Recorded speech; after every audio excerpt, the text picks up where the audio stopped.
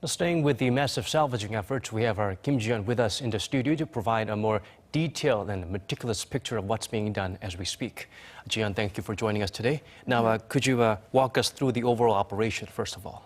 Well, the aim of the salvage process here today is to try to pull the ferry up so that about 13 meters of the hull is above water. And if today's operation goes well, the next step is to tether the ferry to two jacking barges using a series of cables. And the three vessels will move as one, so it's important that they're tied together tightly. This process is expected to take at least 12 hours. And after that, they have to pull up the anchor and move the vessel to another ship equipped with a semi-submersible platform, and another day will be spent removing the equipment used for the operation, and the next day will be mainly about isolating the ferry from the jacking barge.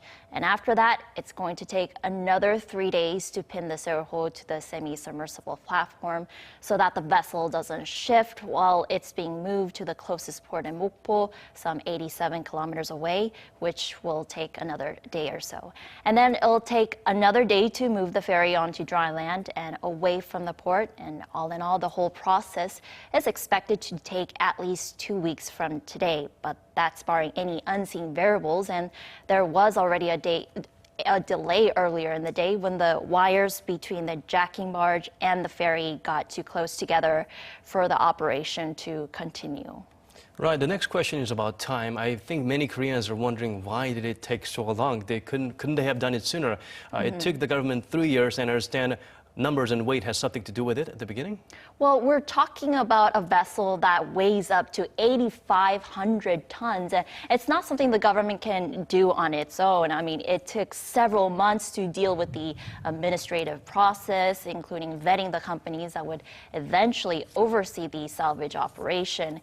And it also took time to complete the preparatory work underwater that involved divers going in and out of the sunken ferry to assess the situation and remove any unnecessary debris around it. They also put a net around the vessel and put barriers over any openings made during the search and rescue operations so that no items will be lost when the ferry is eventually pulled out of the water.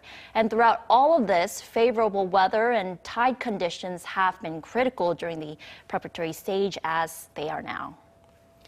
Right, we're talking about more than 1,000 tons of additional weight, and of course, people risking their lives and putting their lives on the line to carry out these meticulous operations. Now, the salvage operation is quite significant, Jen, not just because it's long overdue, but the ship itself will provide a crucial chunk of evidence. It will open doors to the investigation, I believe. Well, the operation is a means to an end to see what led to the ferry capsize in the first place, with the ferry itself expected to serve as a black box of a sort. And I remember when I was covering the ferry incident 3 years ago, there were many theories as to what led to the ferry to sink. Authorities have said that the vessel was carrying too much cargo and that the containers weren't properly tied up. So if the vessel made an abrupt turn, perhaps due to an inexperienced officer at the helm, the contents could have shifted to one side, and that could have led the vessel to tilt and eventually capsize.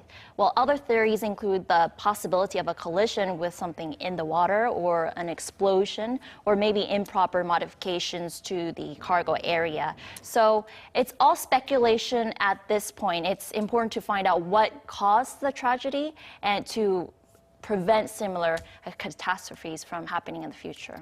Right, and even to those of us who have been covering the story extensively 3 years ago, it feels like it's been a while, like but I'm sure it feels like yeah. a lifetime to those who are directly affected by this very sad tragedy. Thank you so much for making time for us today, Ji-yeon. No sweat.